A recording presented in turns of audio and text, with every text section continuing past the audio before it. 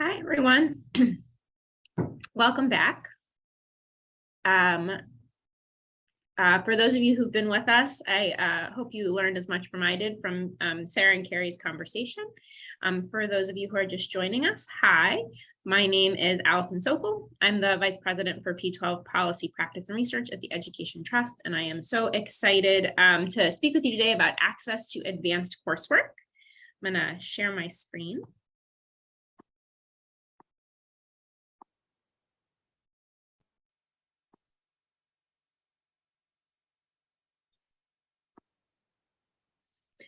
Our second session today at our Alliance for Resource Equity webinar is Shut Out, Why Black and Latino Students Are Under-Enrolled in AP STEM Courses. As I mentioned, I'm Allison with the Education Trust. I will be talking a little bit about the findings from our recent report and some of our policy recommendations, how they connect to the dimensions of resource equity, and then we'll get into the best part, which is a conversation with two amazing folks doing work in New York and Maryland to increase access to advanced coursework for Black and Latino students on the ground. So just a little overview of where we're headed. As I mentioned, we'll do some findings and recommendations, and then we'll chat with our experts. Before we begin, I think it's helpful to think about how our early experiences can really shape our trajectories. So take a moment to think about in your life or the life of someone you know, how did an early STEM course experience or some sort of early STEM experience shape your or their academic or professional journey? So let's take a minute and you can put your answers in the chat.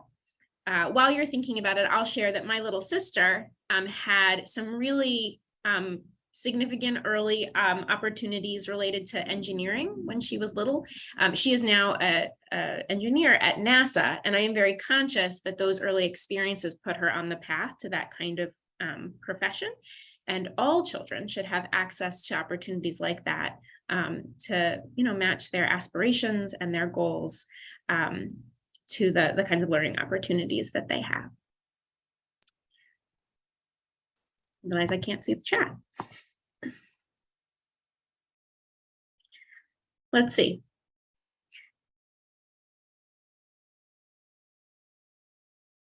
Oh, I see some responses coming in. Thank you so much. Let's see.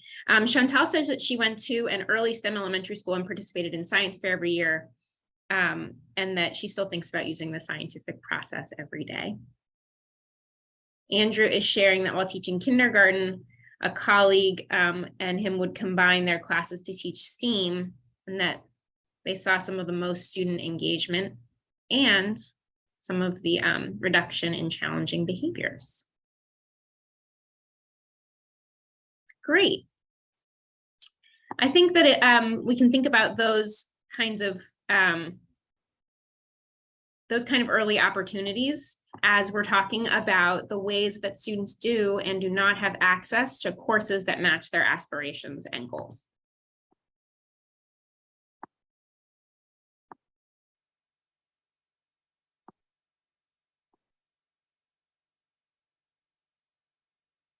So here's our most recent report, Shut Out, Why Black and Latino Students Are Under-Enrolled in AP STEM Courses, which came out in April of 2022.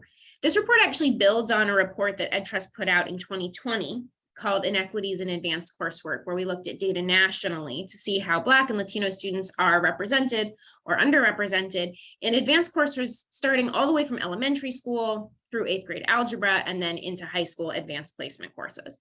And in partnering with Equal Opportunity Schools, in this report, we were able to dig a lot deeper, both to narrow into science and math courses, but also to understand a lot more about why we're seeing these inequities.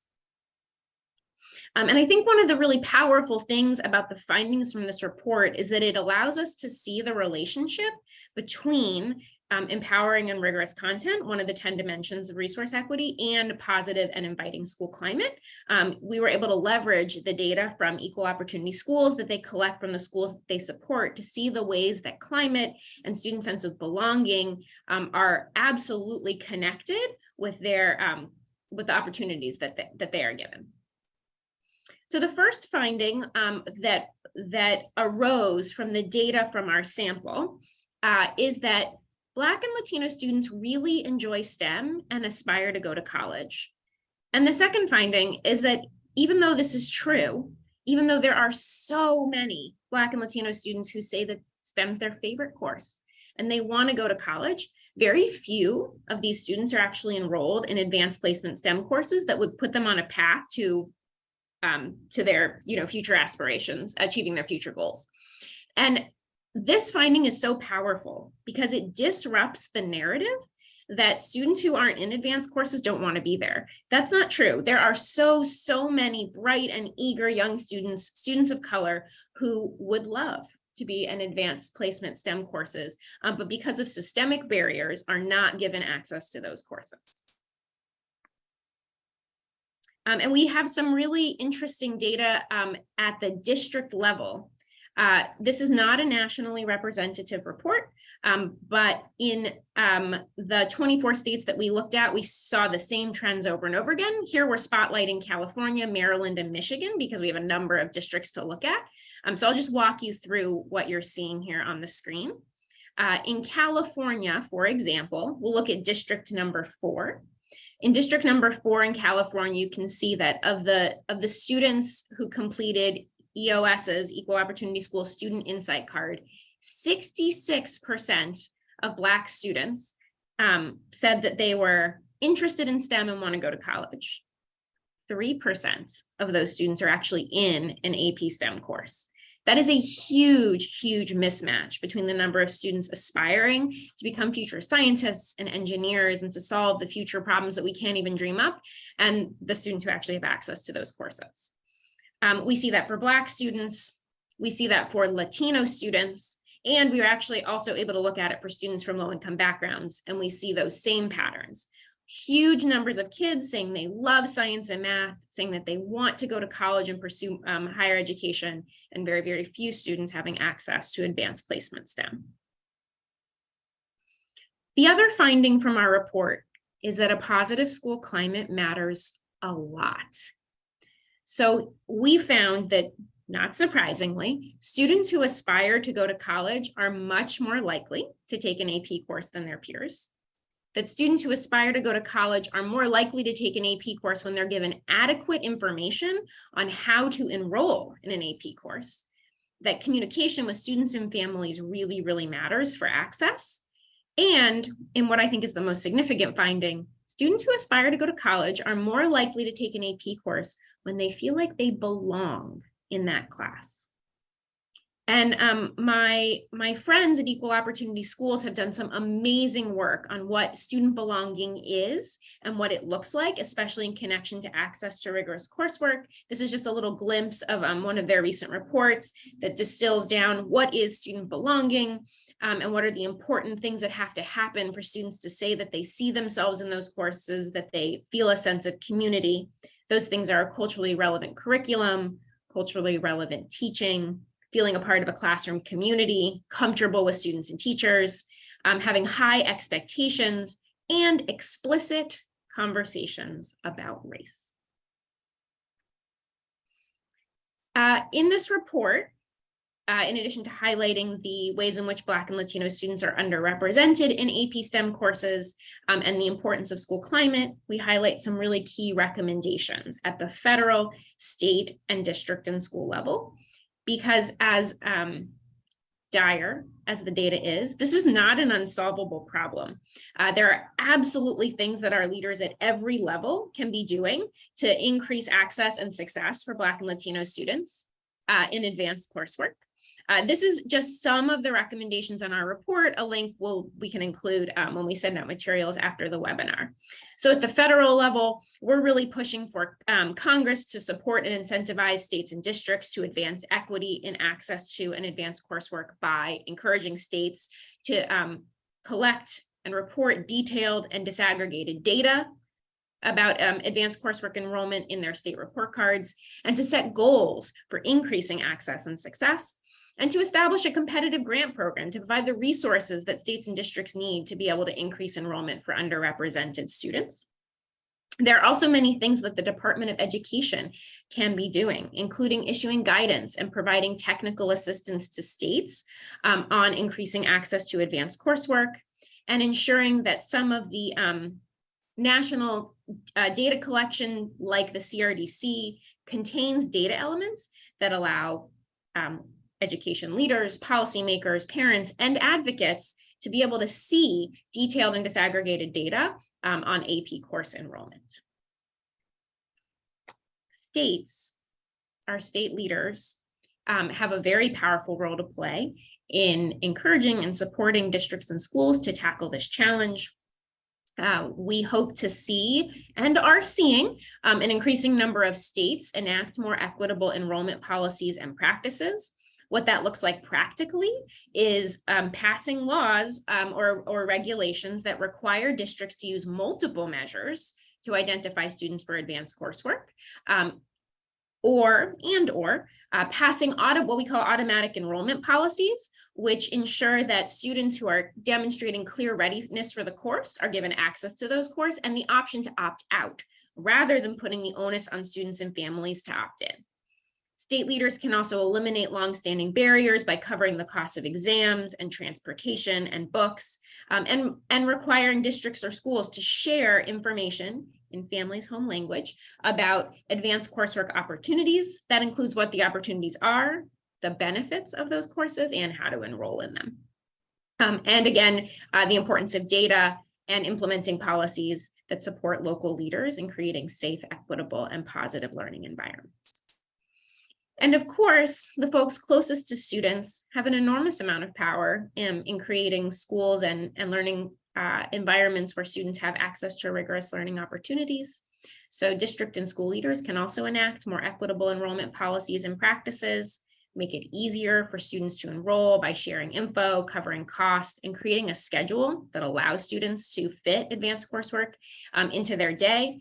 And of course, our educators and principals and district leaders have an enormous role to play in creating safe, equitable, and positive learning environments. And there are much more detailed recommendations about that in our report.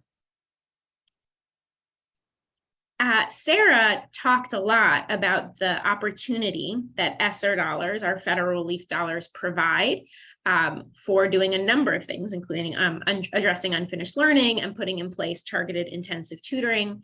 And I want to highlight that the federal relief dollars can and should be used for tackling this issue, among other things. And there's two really great examples I want to share with you today of a way that a state and a district have used some of their federal relief dollars to increase access to advanced placement courses for Black and Latino students. So Tennessee is a great example. Tennessee has put in place a program called AP Access for All. They've used $10 million of their federal relief program for this new initiative, where they're providing virtual AP courses to students across the state. In just the last year, they were able to offer an additional 15 AP courses and reached almost 2,000 students, and they are rapidly expanding. As advocates, we are, of course, keeping an eye on and hopeful to see data on which students and which groups of students have access to these courses, but the initial implementation is looking promising. And this is an innovative way to ensure that students, particularly students in rural Tennessee, have access to AP.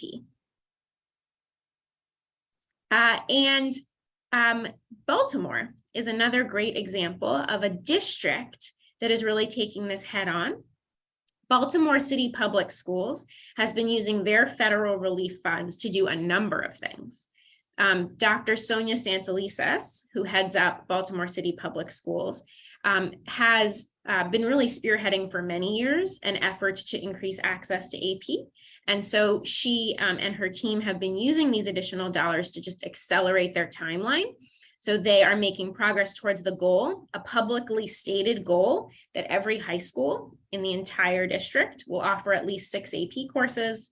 They've used some of the federal relief dollars to increase access to advanced math courses in middle school so that students are set on a path to take advanced placement in high school, and to cover the cost of AP exams for low-income students. I think for the sake of time, I'm going to skip the video, but when we send the slides around after, encourage you to watch Dr. Santelises' talk about some of the work she's doing in Baltimore to really ensure that all students have access to rigorous learning opportunities.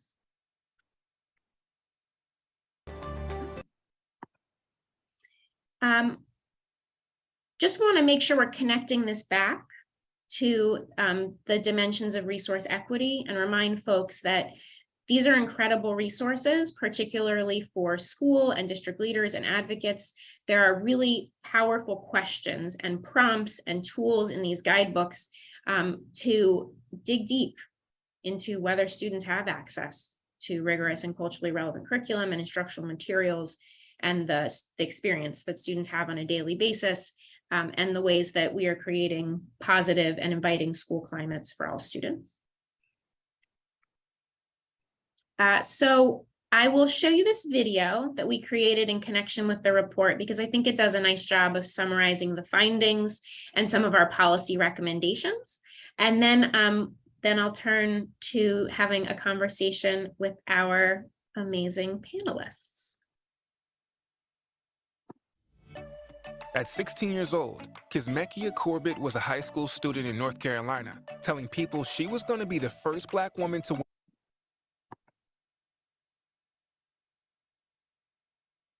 the Nobel Prize in Medicine.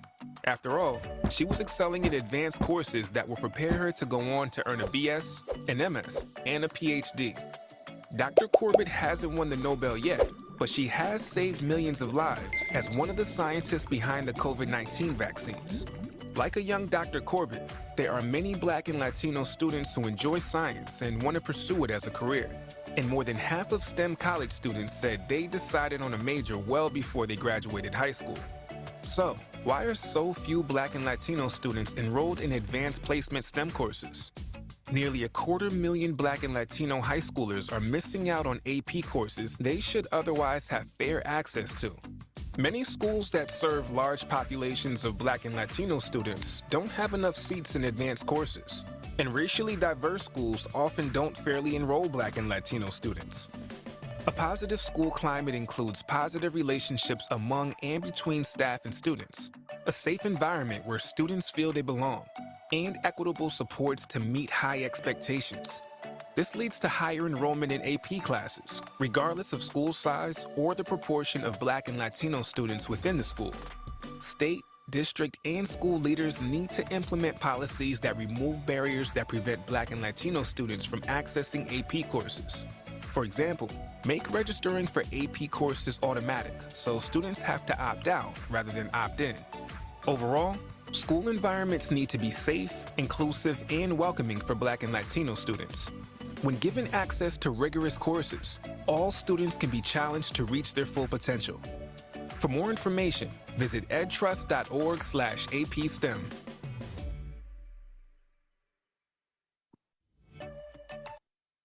We don't need to watch it again, amazing as the video is.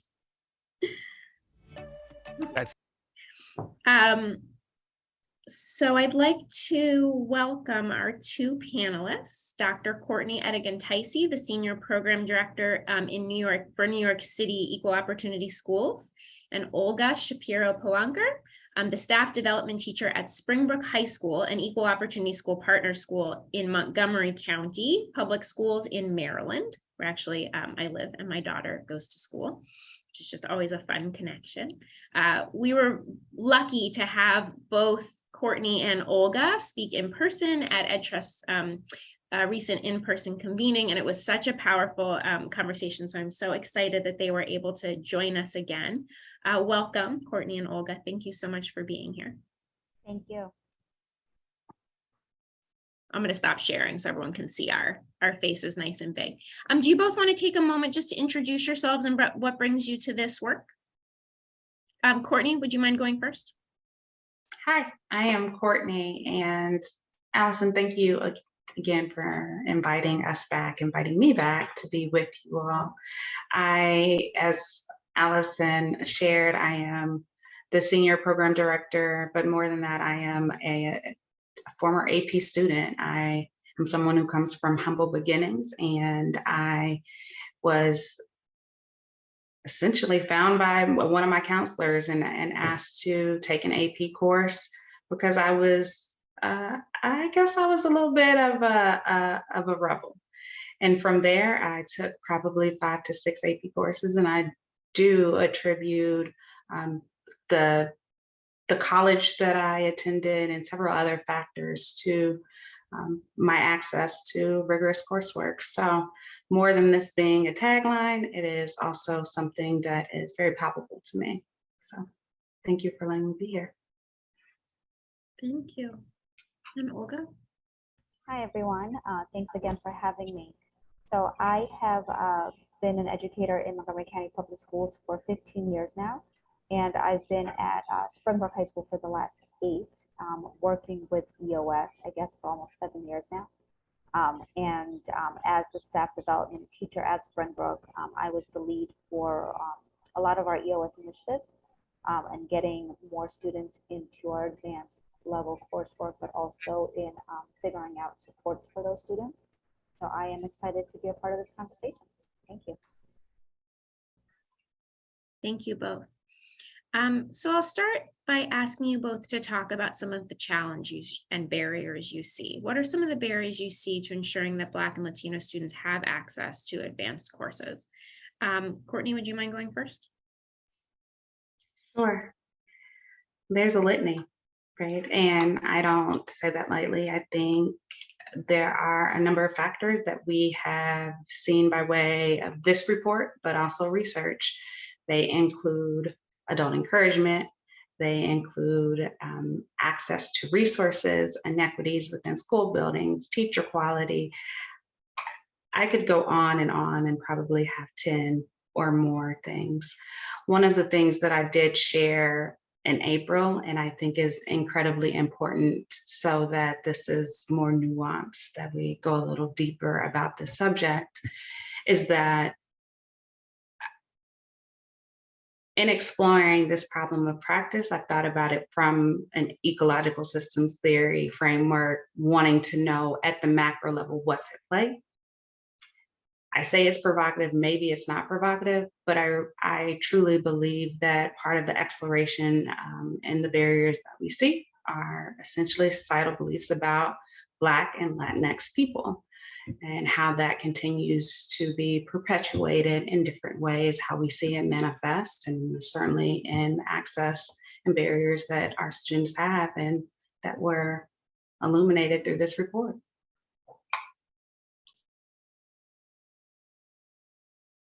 Thank you, Courtney. But in addition to that, I think that piece around belonging, which I think connects to what Courtney's saying around, you know, those biases that people hold, you know, those implicit biases that then are barriers for our students. Who belongs in an AP course or who doesn't belong? And once they're in that course, how are we showing them that they belong? And if we're not, what are we going to do about it? So I think for us, you know, getting past those mindsets amongst staff was a barrier, and then making sure that students felt that they belonged when they were placed into the class. Thank you both so much for highlighting the importance both of adult expectations and belonging.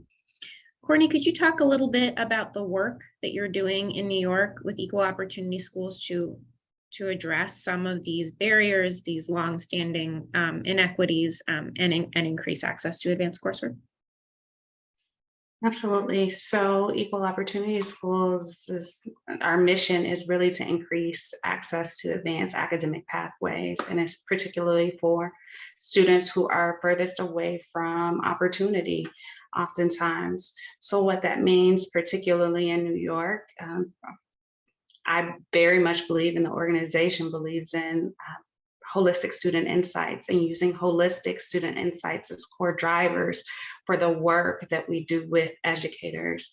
It is not we don't have a student focus by way of direct support to students, but it is by way of looking at students individually, looking at their learning mindsets, their aspirations, unique identifiers, a number of things that make students who they are, and exploring that with our educators so that we are exploring the biases and the perceptions of student abilities that we just talked about.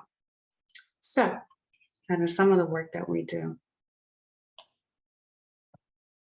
And Olga, I'd love if you could share what it's like to implement that kind of work at the high school level.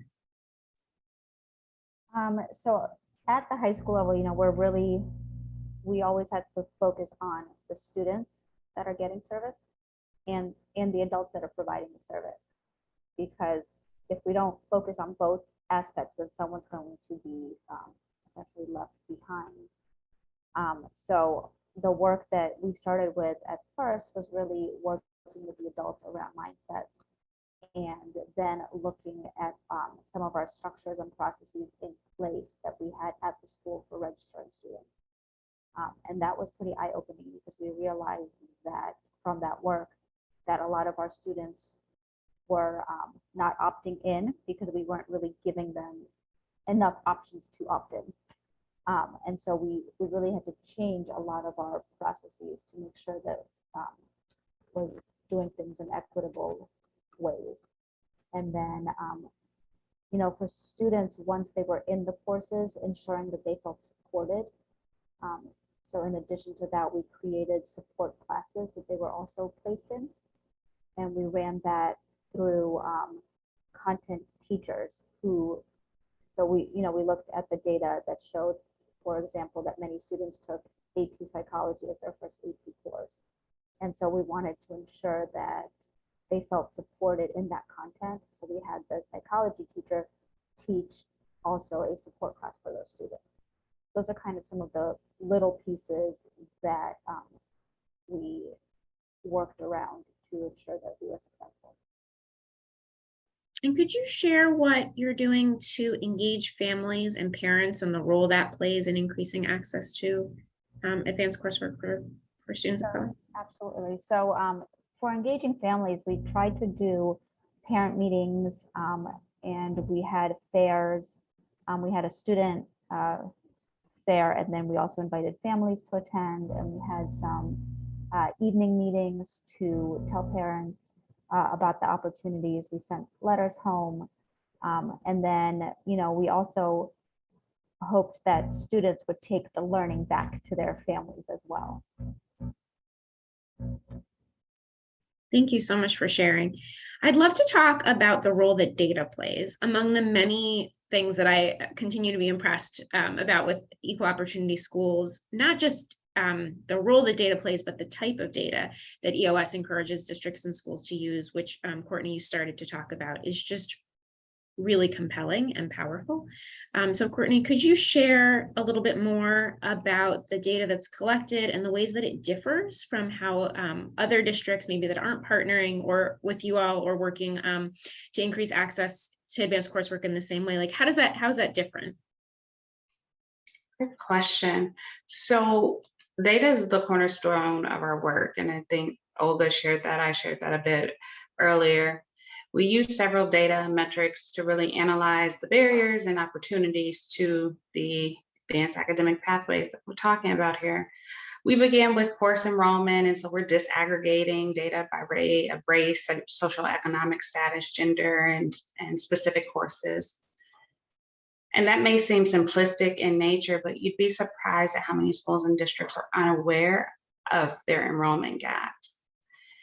And then I might add that particularly in this current climate, the focus on advanced academic pathways can feel like a luxury educational item, especially in comparison to other challenges, which could mean that access to the courses are even further deprioritized. And I share that because by way of using that longitudinal data of enrollment numbers, it can be really eye-opening. We then move to the student and staff survey data, which we've talked about some of those insights by way of the holistic student insights, but there are actually 42 unique data insights that are related to teacher interest in the teacher pipeline, which is referenced in the report as well, right? The dearth of Black and Brown AP teachers or educators of color in general in teaching AP courses.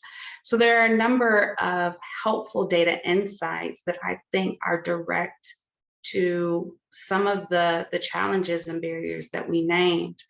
The idea here is using those data insights to move into action. It's quite action oriented. And then I would say the final key data insight that my goodness, has been incredibly important to the work is really the relationships that we have, with our school partners to understand, to learn what their needs are, and to learn more about their school community. So I think of that as like the qualitative data insights that we receive that then brings together this beautiful kind of comprehensive approach. I think of it like a 360 review. And so to respond to your question in a very long-winded way, but to respond to your question, I think one thing that is different beyond the holistic data insights, it's really bringing the trifecta together of in-field experiences, staff perceptions, qualitative data that comes in, and the quantitative data that's necessary to really move the needle. And I'm just going to ask you to state the obvious, which is without that data, without the sort of 360 robust data about students and who they are and what they aspire to, what are many districts missing? Who are they missing? Like, what gets overlooked? That's a great question. I think it's exactly what's named in this report. And I'm not saying this just because it was well written. I'm saying because truly it means that some students who are flying below the radar, perhaps they are not the student that is ostentatious. Maybe they are not the student that advocates or knows how to advocate for certain educational decisions. It means that there are students who may be transient, for example. I think of the transfer schools in particular that I work with, and for many of them, they're thinking, well, how we have this shorter amount of time to get to know students. And so having this baseball-sized card that teachers have access to really, again, first blush, who are your students? What are some of their pain points? What are their learning mindsets? Again, as a starting point for a conversation, as a starting point to know who they are, I think our school partners would say has been quite transformational. Thank you. And Olga, how are you using data at your school, both to identify students for advanced course opportunities, but also to monitor how the school is doing as a whole in making progress on your goals? So I think what's so important about the data that EOS presents is that we've recently started learning about street data. There's a book around street data, and I think that's exactly what EOS gives us. It gives us the stories behind each student, and not just the numbers that represent the student. Sorry, my children are home. You can hear them. I've been there. So, for us, using the trusted adult to be able to read the insight card, to see what each student is telling us that their strengths and weaknesses are, so that we can build on their strengths and help them improve their weaknesses, has been a huge help. But also just seeing the numbers. Why was our data 5 years ago? How come we had almost no ELL students taking advanced courses? What is the rationale behind that when we have a large population of ELL students? So really using the data and the numbers and questioning it, and having conversations around that, and then seeing how we've progressed over the years. Yeah, I'd love to dig a little deeper into those conversations you're talking about with educators. I'm curious how the data that you use has been useful in talking with educators and helping them examine their own biases. Curious if you have any examples of times when teachers have looked at data about students and it's really made them reconsider their assumptions and their biases and their prejudices about who is and isn't ready or able to take these advanced courses, when really we know that so many more students are. Right. Well, I think for us, it was seeing the disproportional numbers of which students were in AP and IB courses, and using that to run professional development with staff around who they think should be and shouldn't and why. Thank you so much, Olga. Feel free to keep chatting with your kids on, and if you need to turn off your camera, that's also okay. I'm going to ask a couple more questions, but just want to encourage our participants, as you're hearing from our amazing panelists, if you have questions, you want to ask them about their experiences or questions about our report, you can start putting them in the chat, and when we get to the Q&A portion, I can start pulling on those. Courtney, would love to hear about what's next. What's coming up in the next, we're, in the summer, school year is starting again soon. Where are you focused in the schools you support in New York, and sort of what are your hopes and dreams for the coming school year? So excited. I am excited for the educators in New York. I mainly work with our district office representatives, so the Office of Equity and Access and their AP for All team. And they're amazing. And I think if there is one point of reflection, it is that, like, I've been in awe of just how resilient and tenacious they've been. And I share that because they're hopeful for next year, which or not next year, goodness, it'll be next month, right? Which makes me so excited to see their hope, their desire to want to continue in this work, right? There is a very real notion undercurrent about the value of AP. And I just want to put that out there about, does AP really matter anymore? And what I've seen and how we're talking about it is, yeah, it's still, beyond it still being important, we also see that it's the inequities, it's the other things that are important about what is happening, what it means and contributes to college readiness. And so I share that because our next step is really getting refocused, recentered. Right now, we're in the process of actually resting, having a little bit of time for respite so that we can hit the ground running in September for school to start. Thank you so much. And just generally for lifting up the importance of rest and rejuvenation. Olga, school starts again soon for you as well. What are you focused on for the coming year? What are your hopes and dreams as you go into the next school year? So our focus really this year is on focusing on the well-being of students and staff, because as you both know, if a student does not feel safe in an environment, there won't be any learning that takes place. So we're really refocusing ourselves as leaders to ensure that all students feel safe and accepted in the building and supported. So we're actually, the county is asking that every school create a well-being goal this year in addition to an instructional goal.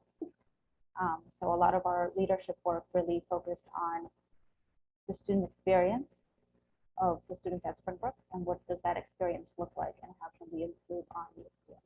So I have high hopes for this school year, and I hope that we're able to help support students and make them feel welcome in school in general, not just in higher level courses.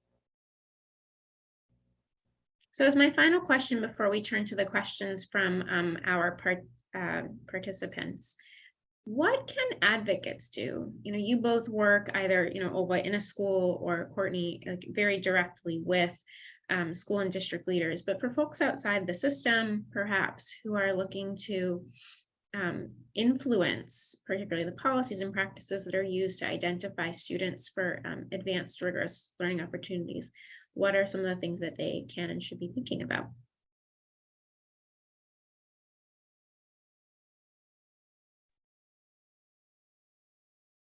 Courtney? Happy to start. I think there's a role for advocates to continue to publish reports, share data. Data transparency is key.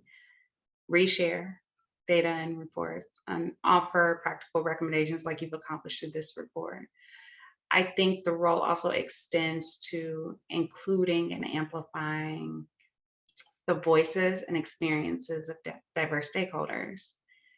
so that we ensure that there are authentic and productive roles for students and parents in this conversation. And I think that it's important to keep a pulse of national conversations and agendas that swing the pendulum in a direction that could deprioritize access to advanced academic pathways.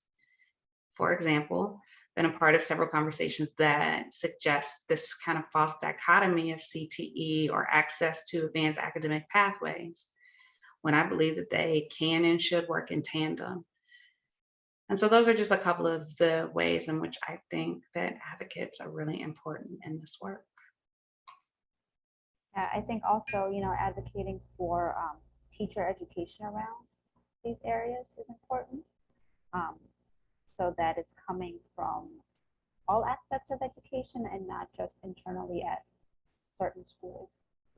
I think all educators need to have coursework around access and rigor and equity in order for them to be able to help all students. Thank you so much.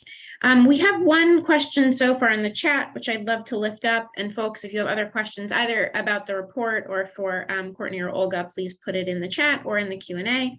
Andrew asked about the impact of educator shortages. So, I can talk about it from a high level, but would love to start with both of you to hear about whether you're seeing an impact and what that impact is of shortages on the ability to have teachers, qualified teachers, teach advanced courses.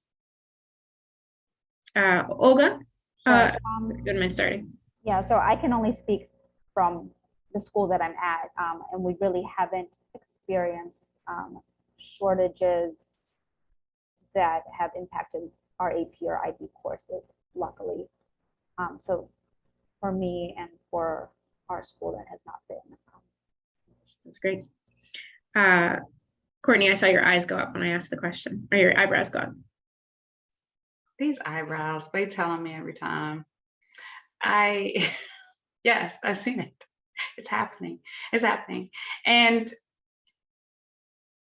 goodness, part of what I'm working through actively in my support, right? Because I am a supporter of the work that is happening in classrooms and school buildings, is to be honest and supportive of the very real thing that's happening, how to be sensitive and empathetic about it. That's one side of it, right? So capacity concerns, especially as you're trying to implement a program, especially as you're thinking about more holistically seeing students, all of these extra things comes at, there's a weight to it, right? That's additional work for the workforce. Where I will say that our program has helped is that, particularly for the AP teacher workforce or population, there are often teachers who are waiting in the wings to be elevated, promoted to becoming AP teachers. And oftentimes what we found in our schools is that not every educator is vocal about it. And so by way of the data that we have, we're able to pull lists of teachers who are interested in not only being AP teachers, but who want to work on equity initiatives, who want to support students by way of teaching.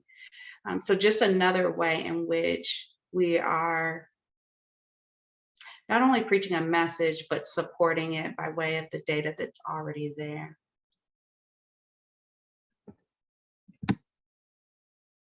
Thank you so much. And I'll just draw everyone's attention to a link I dropped in the chat. We don't have time to really dig in, but we did recently put out a brief from Ed Trust synthesizing some short and long-term solutions to the educator shortage, which I think it's important to be realistic about what school and district leaders are facing.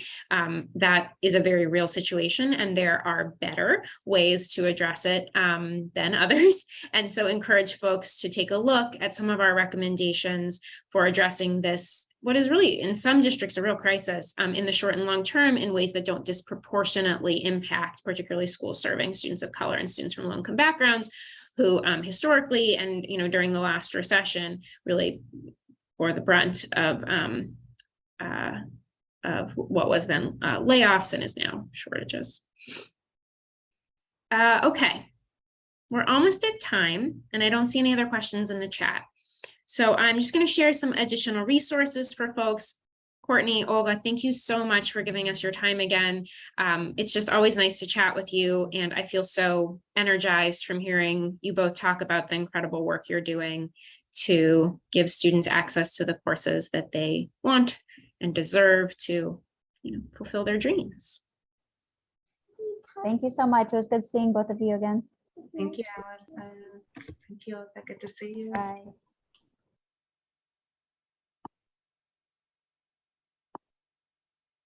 So I'll just wrap up by sharing a few additional resources. In addition to obviously the amazing Alliance for Resource Equity guidebooks that you've all heard a lot about, I want to draw your attention to a recent blog series that we put out at EdTrust about race-conscious approaches to college and career readiness, where we invited experts and partners to share their experiences implementing programs to give students access to college and career ready programs, but really with a racial equity lens. As I mentioned, Equal Opportunity Schools has done a lot of work on student belonging. Really encourage you to check that out.